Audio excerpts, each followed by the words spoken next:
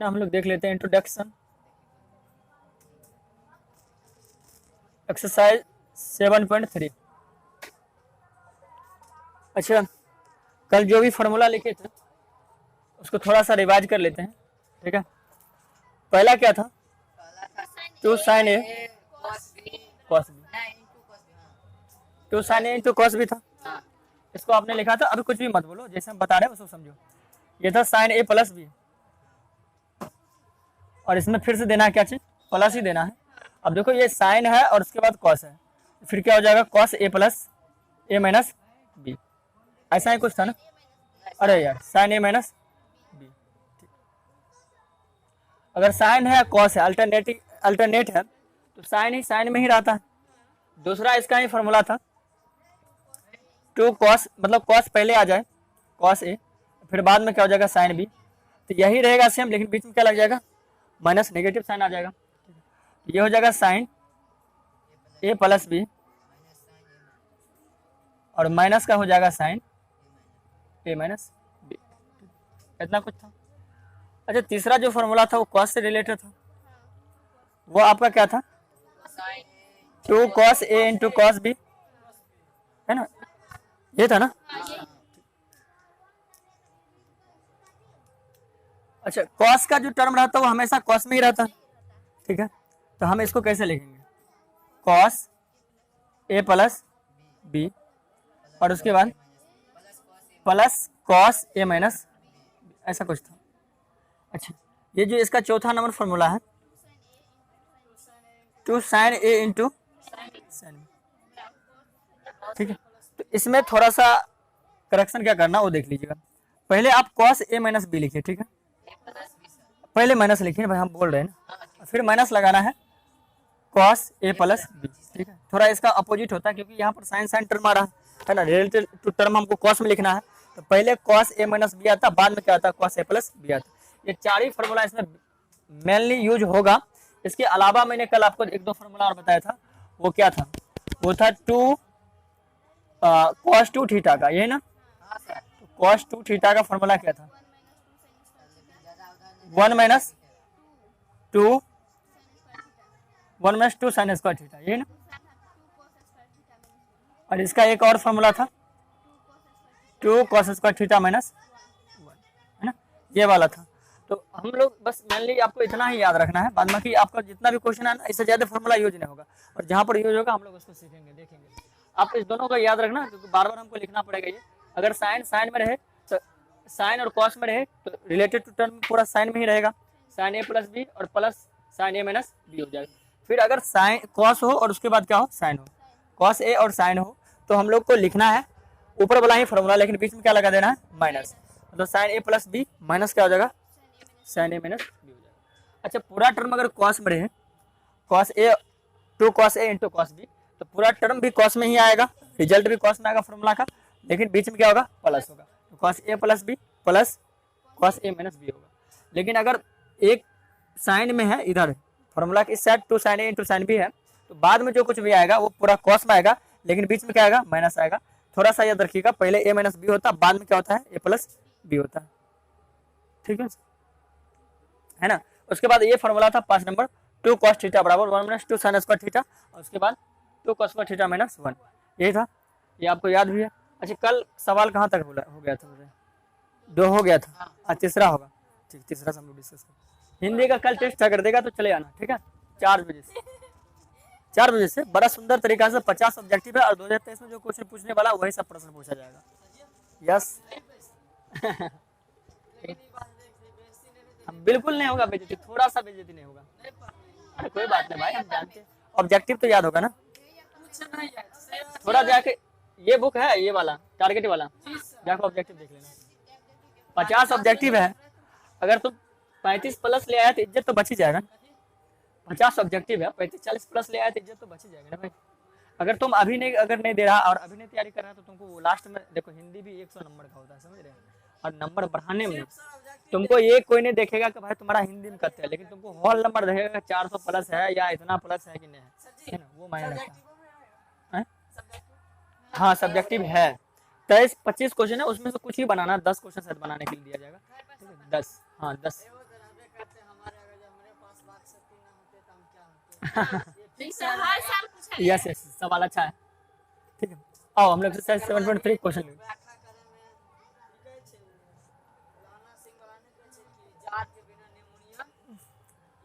अच्छा, ये तीसरा होना है ना, इंटीग्रेशन ऑफ cos 2x। अब ध्यान दो यहाँ से, है ना, cos 4x और cos 6x dx, है ना। अच्छा, इसको पहले तो आप सिंप्लीफाई करो। जितना भी फॉर्मूला हमने देखा है वो सब याद करने की कोई जरूरत है नहीं, बस उसको आप यहाँ पर अप्लाई करिए। ठीक है, यहाँ पर अगर अप्लाई करते हैं तो धीरे धीरे धीरे वो सब याद हो जाएगा। कितना याद कीजिएगा, फॉर्मूला याद नहीं होता है, भूल जाएगा, कंफ्यूज हो जाएगा, लेकिन बार बार प्रैक्टिस करेगा तो आपको याद रह जाएगा। देखो सबसे पहले हमको किसको लेकर चलना है। अच्छा देखो एक बात समझो, है ना, 4 और ये कितना होगा, 6 4 10 होगा, 6 में से 4 जाएगा कितना बचेगा, 2 होगा। इसको रखो कांस्टेंट, इसको अभी निकाल लो। ठीक है, इस दोनों को लेकर काम करते हैं, है ना। इंटीग्रेशन लगा हुआ रहेगा सबके साथ, cos 2x। पहले अब इसको ब्रैकेट करते हैं, लिखेंगे cos 4x, फिर इनटू में लिखेंगे cos 6x, और फिर dx जो भी है उसको रहने देते लास्ट के लिए। अब ये मेरा a हो गया, ये क्या हो गया, b हो गया। तो अब आपको याद होना चाहिए कि cos a into cos b। आपको याद है कि सर cos सिर्फ सीधा सीधा अगर cos में दिया हुआ, पूरा टर्म cos में है, तो जो रिजल्ट फॉर्मूला का आएगा वो पूरा cos में आएगा, प्लस में आएगा। ठीक है, तो आराम से इसको हम लिखेंगे पहले ऐसे कुछ करके, है ना, cos 2x इंटू क्या हो जाएगा। अच्छा लेकिन एक मिनट, इसको तो हमको 2 लगाना पड़ेगा ना, 1/2 और यहाँ क्या लगाएंगे 2, समझ मारा। ये 1/2 अभी चलते रहेगा, बाहर निकाल के इसको रखते हैं, है ना। अब देखो ये तो हो जाएगा, फॉर्मूला पर आ गया। तो इसको लिखना कैसे है, तो cos a प्लस b, तो 4 प्लस कितना हो जाएगा 6, और फिर यहाँ क्या होता है प्लस ही होगा, क्योंकि cos में दिया हुआ तो पूरा क्या होगा प्लस में होगा। तो फिर हो जाएगा cos a माइनस b, तो 4 माइनस कितना हो जाएगा 6, समझ में आ रहा ना। इसको dx लगा दो। ठीक है, कौन दो कहाँ गया, ये वाला, ये भाई फार्मूला ही है, मैं लिख दूं फार्मूला यहाँ पर क्या, 2 cos a into cos b का ही तो फार्मूला था, है ना। क्या फार्मूला था बताओ, cos a plus b plus cos a minus b, यही तो फार्मूला है। फार्मूला पर बैठाना है बस, और कुछ भी नहीं। तो इसका 1/2 हो गया। ये अच्छा सवाल, देखो बिहार बोर्ड में पूछने लायक सवाल है तो ये वाला है उन सबों में। ठीक है, ऐसा पूछता है सवाल। ये हो जाएगा cos 2x, ये कितना हो जाएगा 6 4 10, तो cos 10x हो गया। अच्छा यहाँ पर जरा ध्यान दो, ये cos माइनस का 2x होगा, dx होगा। अब यहीं पर एक फार्मूला हम मेंशन करते हैं, आपको याद होगा 11th वाला, cos माइनस थीटा बराबर क्या होता है, अरे भाई cos थीटा ही होता है ना, cos माइनस थीटा बराबर क्या होगा, cos थीटा ही होगा। ये जो नेगेटिव है वो प्लस ही रह जाएगा। ठीक है, तो इसको लिखेंगे 1/2 इंटीग्रेशन cos 2x इंटू, है ना, ये कितना हो जाएगा cos 10x प्लस cos कितना x 2x, माइनस नहीं प्लस हो जाएगा भाई। cos minus theta equal to क्या होता है, cos थीटा होता है। और एक चीज और भी याद रखना, sin minus theta equal to क्या होता है, sin थीटा होता है। ये 11th का टर्म है, अच्छे से तरीका से आप लोग को बनाया, सर्कुलर वाला बना के बता रहे थे, क्वाड्रेंट वाला, कि भाई देखो, है ना, पाई माइनस थीटा होगा तो क्या होगा, है ना, cos 2 पाई माइनस थीटा होगा तो क्या होगा। ठीक है, तो वो सारा चीज यहाँ से आता है। ठीक है, ये हो जाएगा dx। अब देखो फिर से मल्टीप्लाई करना है इसमें, है ना। अब मल्टीप्लाई करेंगे तो क्या होगा, इसको इससे मल्टीप्लाई करेंगे तो 1/2 तो बाहर है ही, ये हो जाएगा cos 2x इंटू cos कितना x 10x, फिर प्लस में होगा, ध्यान दो यार, cos 2x फिर से cos 2x स्क्वायर हो जाएगा, 2 बार आ जाएगा तो हो जाएगा cos स्क्वायर 2x, है ना। अब यहाँ पर 2 फार्मूला लगेगा। पहला फार्मूला तो तुम ध्यान देना, इस पर बड़ा अच्छे सवाल दिया है, ये वाला हो जाएगा, फिर से यही वाला फार्मूला इससे बैठाना है, 2 क्या cos a into cos b, लेकिन ये वाला फार्मूला जो आपको हमने cos 2 थीटा का फार्मूला बताया था उस पर इनको बैठाना है। ठीक है, तो अब देख ले, ये तो लिखाए हुए है ना आप लोग, तो दिक्कत क्या है। अब जरा देखो, फिर से इसमें 2 लगेगा, फिर से इसमें 2 लगेगा ना, चलो तो 1/2, फिर से इसमें 2 लगाना है, तो 1/2 तो बाहर में गुना भी तो करना पड़ेगा। Integration of 2 cos 2x into cos कितना x 10x, समझ में आ रहा है ना ये बात, है ना।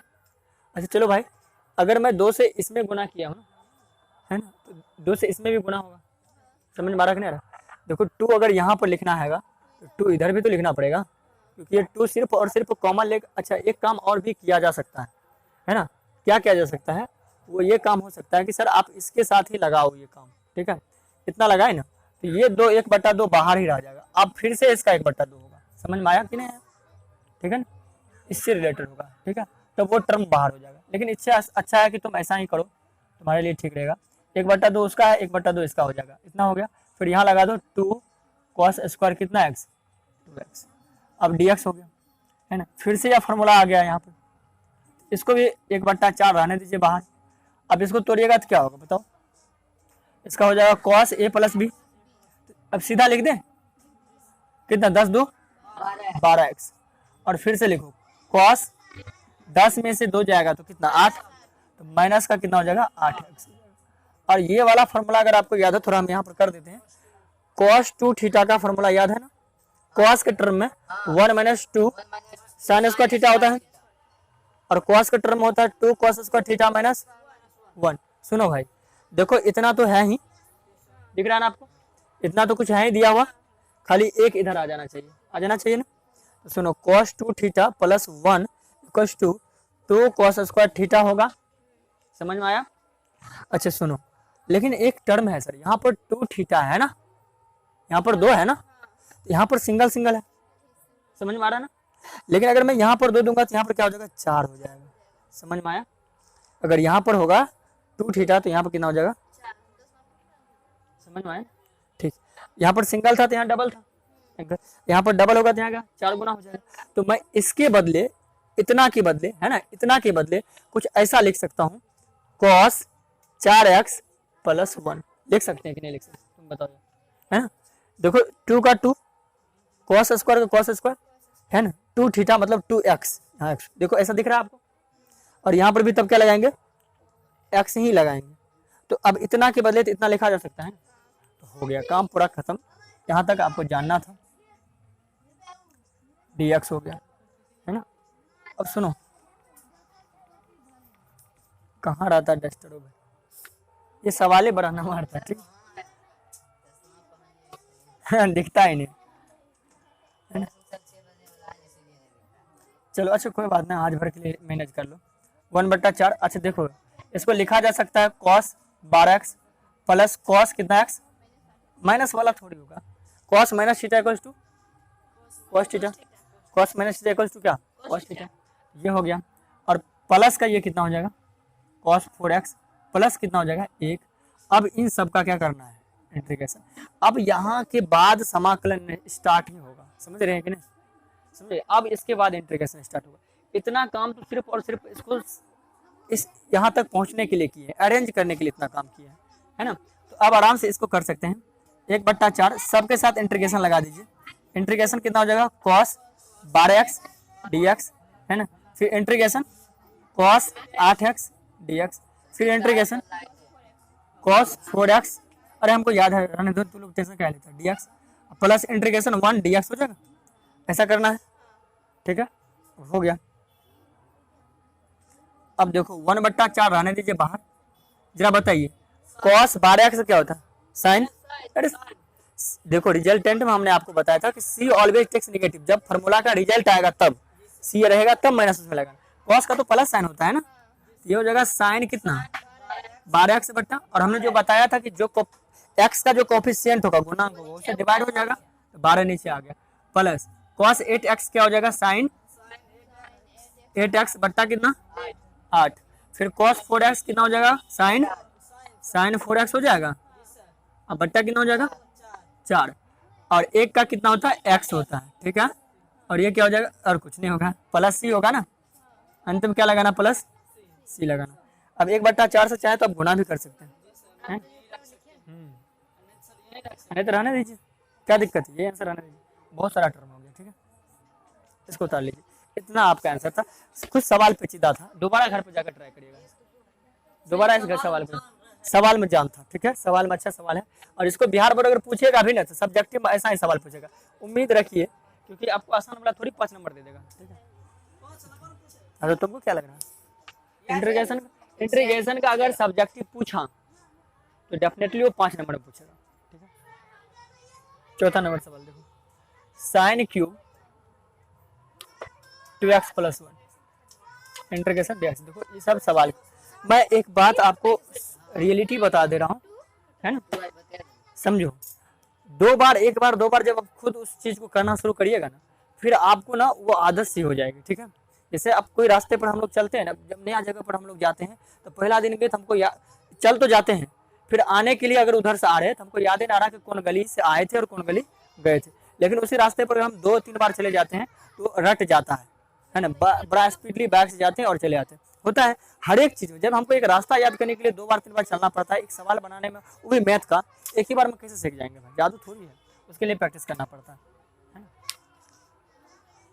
ये सवाल में थोड़ा सा देखो, हम रिवीजन क्यों करने के लिए कह रहे हैं, आपको समझ में आना चाहिए। रिवीजन करने के लिए मैं आपको इसलिए कह रहा हूँ, जैसे जितना भी फार्मूला हमने आज बताया है, मान लीजिए 3 नंबर वाला क्वेश्चन में जो फार्मूला लगा है, वही क्वेश्चन फार्मूला लगेगा 6 नंबर में भी, वही क्वेश्चन किसी और नंबर में भी लगेगा फार्मूला, ठीक है। अभी जो फार्मूला यहाँ लगेगा, बहुत सारा सवालों का वही लगेगा। आप अगर घर से उसको देख कर आते हो ना, तो आपको खुद दिमाग में एक अटैक करेगा, दिमाग में एकाएक बिजली की तरह चमकेगा, सर यहाँ पर तो वही लगेगा जो तीसरा नंबर फार्मूला लगा था, समझ में आ रहा है। ये चीज होता है मेनली, कुछ होगा नहीं, है ना। तो इसका मतलब सीधा इसको तोड़ना पड़ेगा। तो कैसे तोड़ेंगे, तो पहले इसको स्क्वायर रूप में लिखते हैं, साइन स्क्वायर 2x + 1, तो फिर एगो बच जाएगा साइन 2x + 1, समझ में आ रहा है ना, ठीक है ना। ऐसा कुछ करेंगे। अब मेरी बात को सुनिए, इस साइन को ना हम 1 - अच्छा 10वां में आपने पढ़ा साइन स्क्वायर थीटा बराबर 1 - cos स्क्वायर थीटा, ठीक है। अब वही लगा लेते हैं ना, 1 - cos स्क्वायर थीटा, तो cos स्क्वायर थीटा कितना हो जाएगा 2x + 1, है ना। साइन स्क्वायर थीटा बराबर 1 - cos स्क्वायर थीटा, 2x + यही मेरा थीटा है, ठीक। और उसके बाद हो जाएगा साइन कितना 2x + 1 इंटू क्या हो जाएगा dx होगा, ठीक है, चलेगा यहाँ तक। अब अगर मैं आपसे पूछूं कि अगर मैं इसको t मानता हूँ ना, इसको cos नहीं इसको नहीं भाई, cos मानेंगे तब तो साइन आएगा, 2x + 1 को मानने से आएगा साइन नहीं आएगा, तो हमको cos का मानना पड़ेगा। तो अब हम यहाँ से लिखेंगे cos 2x + 1 बराबर कितना, अब यहाँ से प्रतिस्थापित कर देंगे इसको। तो cos का क्या होता है, डिफरेंशिएशन cos क्या होता है, माइनस साइन होता है, तो माइनस क्या हो जाएगा साइन 2x + 1। अब फिर से 2x करिएगा, तो 2x क्या हो जाएगा 2, इधर हो जाएगा dt बट्टा dx। फिर इसको हम ऐसे कुछ लिखेंगे, देखो जरा,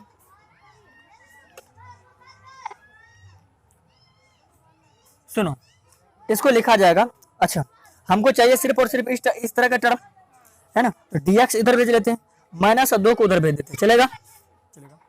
ये हो गया कितना साइन 2x + 1 dx बराबर माइनस का dt बटा कितना 2। अब हम इतने के बदले में माइनस का dt बटा 2 पुट कर सकते हैं। तो अब आराम से देख लीजिए, यहां से हम आराम से लिख लेंगे, है ना, इंटीग्रेशन ऑफ 1 - अच्छा बताओ, मैंने सिर्फ cos 2x + 1 को t माना है, ये तो t² हो जाएगा, तो ये हो जाएगा t²। सर जरा वो लोग को सर वो लोग को कहीं आप नहीं खेलेगा, घर जाएगा, अंधेरा हो गया, ठीक है। इसको मानेंगे t, ये हो जाएगा t², कुछ इस तरह से। और इसके बदला हम क्या लिखेंगे बताओ, ये माइनस बाहर लिख लेते हैं और dt बटा 2। अब 1/2 भी बाहर कर लो, तो माइनस 1/2 बाहर आया, ये हुआ 1 - t² dt, है ना, ऐसा कुछ करना। अब माइनस का 1/2 रहने दो, और इसका इंटीग्रेशन करेंगे तो पता है सर 1 का क्या होता है t होता है ना, ये हो गया t, और माइनस का t³ बट्टा कितना होगा, क्योंकि पावर में 1 जोड़ेंगे उससे क्या करेंगे डिवाइड करना है, ठीक है, तो प्लस क्या हो जाएगा c हो जाएगा, c हो जाएगा। अब तो इंटीग्रेशन कंप्लीट हो गया। अब अगर हम इसका t का मान पुट करें तो 1/2, t का मान कितना है बताओ, cos 2x + 1, ये हो जाएगा cos 2x + 1 minus cos cube 2x + 1 बटा कितना 3 प्लस कितना c। देखो यही आंसर होगा। सुनो, अब डिफरेंशिएशन जितना आसान था ना, इंटीग्रेशन थोड़ा सा टफ है, रीजन क्या है, डिफरेंशिएशन क्या था, डिफरेंशिएशन बड़ा टर्म को हमको छोटा करना था। तो मान लीजिए कोई बड़ा है कपड़ा, उसको छोटा करने में तो सिंपल है, कर सकते हैं काट के, ठीक है, लेकिन छोटा को बड़ा करने के लिए कुछ जोड़ना पड़ेगा उसमें, तो ये थोड़ा सा भारी इसलिए हो जाता है। अब देखिए छोटा सा इतना सा कितना बड़ा हो गया, ठीक है, समझ में आ रहा है, इंटीग्रेशन उसका अपोजिट है, बताइए।